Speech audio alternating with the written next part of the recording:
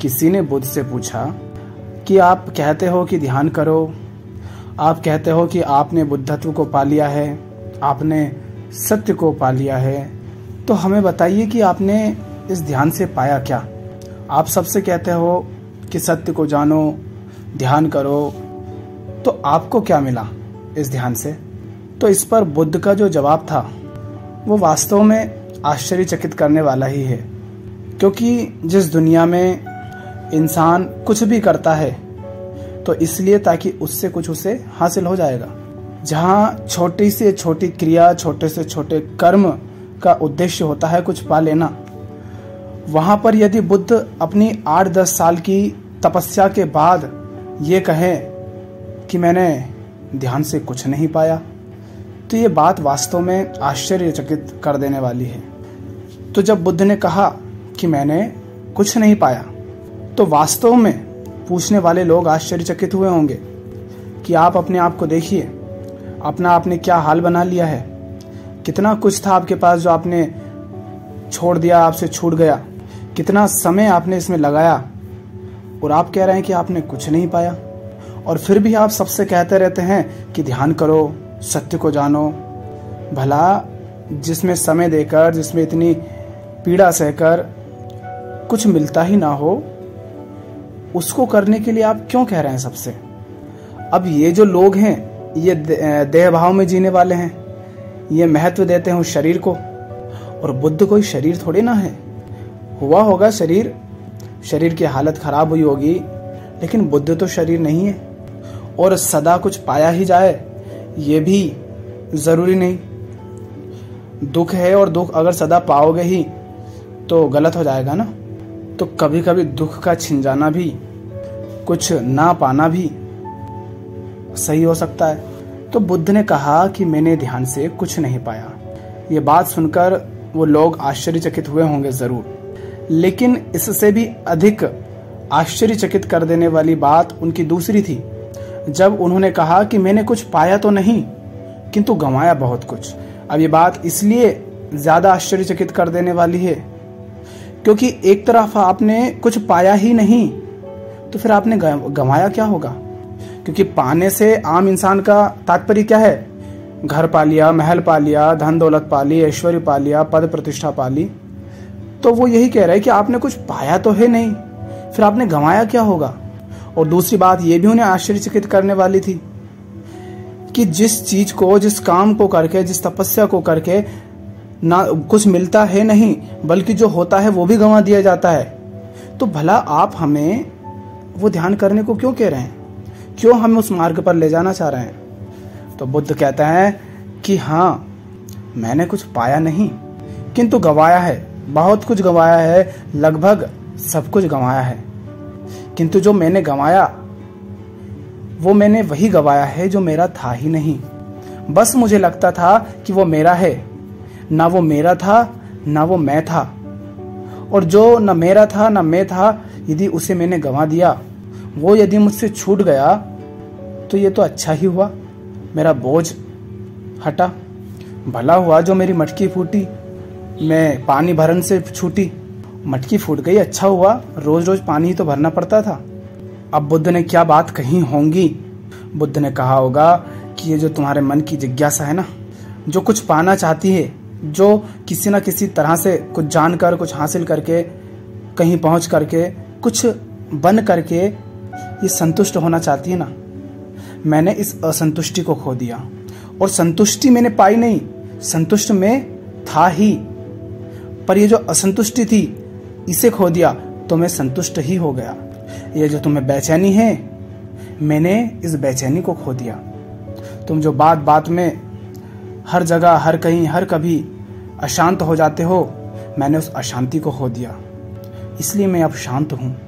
मैं गौतम ना रहा, मैं अब शांत हो गया।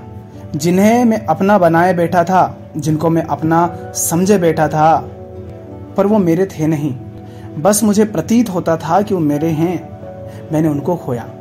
क्योंकि अगर वो मेरे होते, अगर वो मैं ही होता, तो मेरे होते हुए वो मुझसे छीन कैसे सकते थे। और यदि मेरे होते हुए मुझसे कुछ छीन सकता है, अर्थात वो मेरा है ही नहीं। ये हाथ, ये पैर, ये भी छीन सकते हैं, किंतु मैं तो फिर भी हूं। तो मैंने इस देह के साथ जो लगाव था, इस देह से जो आसक्ति थी, इस देह का जो मोह था, मैंने वो मोह खोया, वो आसक्ति खोई। इस देह से जो लगाव था वो लगाव खोया। देह के कारण जिन भी लोगों से मैं आसक्त था, जिनसे मेरा मोह था, मैंने उन्हें खो दिया। इसका अर्थ यह नहीं कि उनकी मृत्यु हो गई, इसका अर्थ यह है कि अब उनको देह की भांति में नहीं देखता। नहीं कहता कि ये मेरे अपने हैं या पराये हैं। सारे युद्ध का, हिंसाओं का, समस्याओं का कारण क्या है? मनुष्य की इच्छा, मनुष्य का लालच, मनुष्य का क्रोध।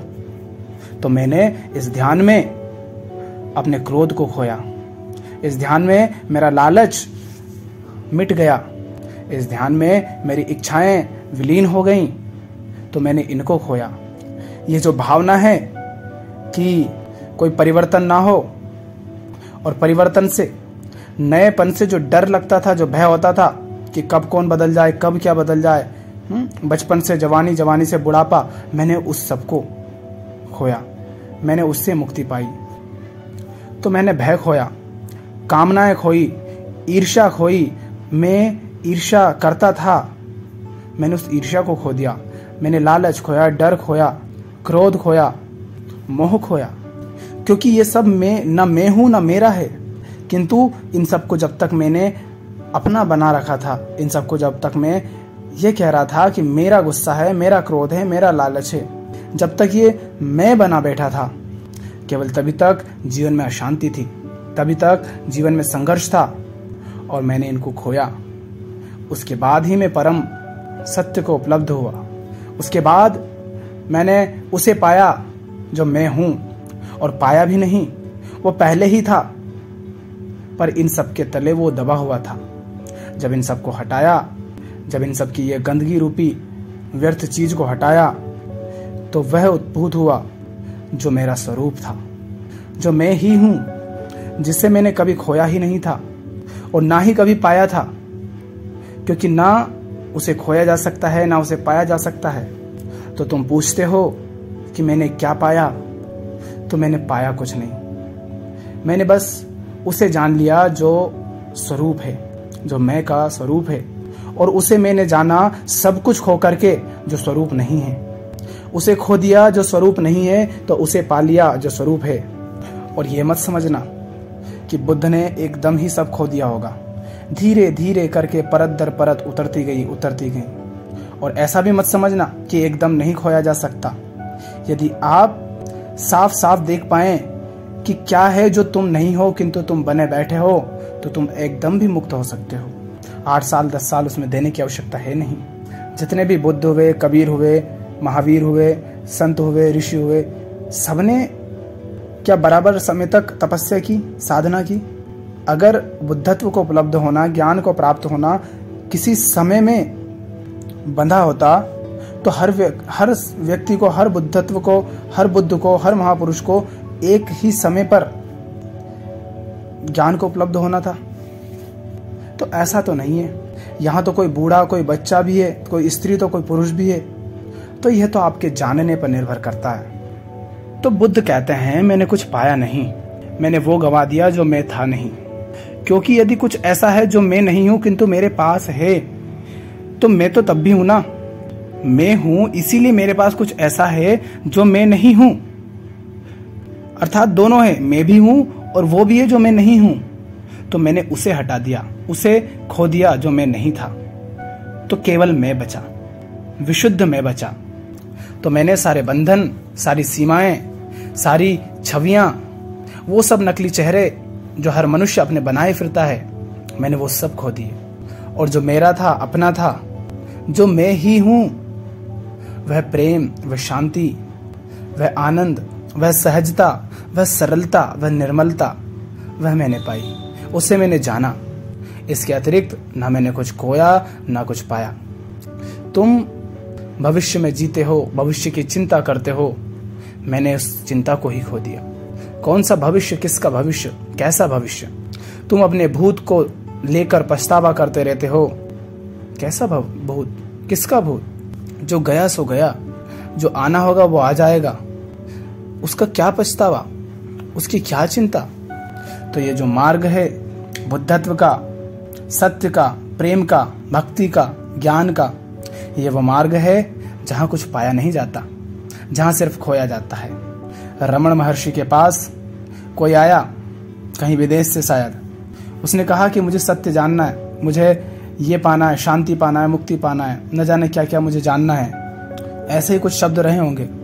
तो रमण महर्षि कहते हैं कि शायद आप गलत जगह आ गए, क्योंकि हम कुछ पाना नहीं सिखाते, यहाँ तो हम खोना सिखाते हैं। क्योंकि तुम बहुत कुछ पा रखे हो, और जो तुम बहुत कुछ पा रखे हो वही तुम्हारा बोझ है, वही तुम्हारी समस्या है, वही तुम्हारे जीवन का नरक है, जिसके कारण तुम परेशान हो। तो ये मार्ग तो ऐसा है जहां पर कुछ पाया नहीं जाता, यहाँ तो लुटाया जाता है, यहाँ तो खोया जाता है। यहाँ एक एक करके परत दर परत वो सब उतारा जाता है जो तुमने अपने ऊपर चढ़ा रखा है, जो नकली है, जो तुम्हारा है नहीं, जो तुम हो नहीं, उसे हटाया जाता है। जैसे प्याज के एक एक छिलका, एक एक परत उतारते जाओ तो वो मिटता जाता है। ऐसे ही जब तुम इस मार्ग पर बढ़ते हो तो जो तुम बने बैठे हो तुम वह नहीं रह जाते, क्योंकि तुम वह हो नहीं। फिर न जन्म का भय रहता है, न मिट जाने का डर रहता है, ना कुछ खो जाने का, ना कुछ छीन जाने का डर रहता है। क्योंकि जो कुछ भी छीना जा सकता है, जो कुछ भी खोया जा सकता है, जिसकी मृत्यु हो सकती है, वह तो मैं नहीं। बस इसीलिए मैं कहता हूं कि ध्यान करो, ध्यान में जियो, सत्य को जानो। और सत्य को जानने का अर्थ ये नहीं है कि तुम किसी ईश्वर को, किसी परमात्मा को, किसी आत्मा को जान लोगे, किसी रोशनी को जान लोगे। सत्य को जानने का अर्थ है जिस असत्य को तुम सत्य माने बैठे हो उसको जान लो कि वो सत्य नहीं है। तो बुद्ध जिस सत्य को जानने की बात कह रहे हैं वो सत्य ऐसा नहीं है कि कुछ सत्य तुम जानोगे, वो कह रहे हैं तुम जिसे सत्य माने बैठे हो वो सत्य नहीं है, पर तुम उसे सत्य मानते हो। तो वो सत्य जानो कि ये बात, ये जिसे तुम सत्य कहते हो वो सत्य नहीं है, ये सत्य जान लो। अर्थात झूठ को झूठ की तरह देख लो, यही है सत्य को जानना। झूठ को जिसने झूठ की तरह देख लिया उसी ने सत्य को जाना। अपनी, तुम कहते हो होश क्या है, होश ये नहीं है कि तुम होश में हो, होश होता है अपनी बेहोशी को देख पाना, ज्ञान होता है अपने अज्ञान को देख पाना। इसी तरह सत्य को जानना होता है अपने झूठ को जान लेना। तो बुद्ध यही कह रहे हैं कि जिस भ्रम में तुम जी रहे हो, जिस अज्ञान में तुम जी रहे हो, जिस बेहोशी में तुम जी रहे हो, जिस झूठ में तुम जी रहे हो, उसको जान लो। यह है सत्य को जानना। तो इसीलिए बुद्ध कहते हैं कि ध्यान करो, सत्य को जानो, क्योंकि तुम्हारे दुख, तुम्हारी पीड़ा, तुम्हारे संघर्ष, तुम्हारी चिंताओं का, तुम्हारी अशांति का कारण है कि तुम सत्य से अनभिज्ञ हो। तुम उसे सत्य माने बैठे हो जो झूठ है, और तुम खुद नकली बने बैठे हो। तो जो खुद नकली है वो कैसे किसी असली को जान सकता है? कोई मशीन खराब है, तुम्हारी गाड़ी का पेट्रोल दिखाने वाली मशीन खराब है, तो वो कांटा तुम्हें सही पेट्रोल कैसे बता पाएगा? वो सही पेट्रोल बता पाए उसके लिए उस कांटे का सही होना भी जरूरी है। तो पहले तो तुम ही झूठ में जी रहे हो, हजारों चेहरे पहन रखे हैं, न जाने कितनी परतें चढ़ा रखी हैं अपने ऊपर, न जाने अपने को क्या माने बैठे हो, शरीर माने बैठे हो, और भी 17 चीजें माने बैठे हो। तो पहले तो खुद को जानो, ध्यान से तुम जानोगे स्वयं को कि क्या मैं यही हूं, मैं कौन हूं, क्या मैं ये शरीर हूं या मैं कुछ और हूं। तो इसलिए कहता हूं कि तुम जानो स्वयं को, ध्यान करो, सत्य को जानो, ताकि तुम उसे छोड़ सको, उससे मुक्त हो सको जो तुम नहीं हो, और उसे पा जाओ, उसको उपलब्ध हो जाओ जो तुम हो, जो तुम्हारा स्वरूप है। यह है जो बुद्ध ने जाना था, यह है जो बुद्ध ने पाया था।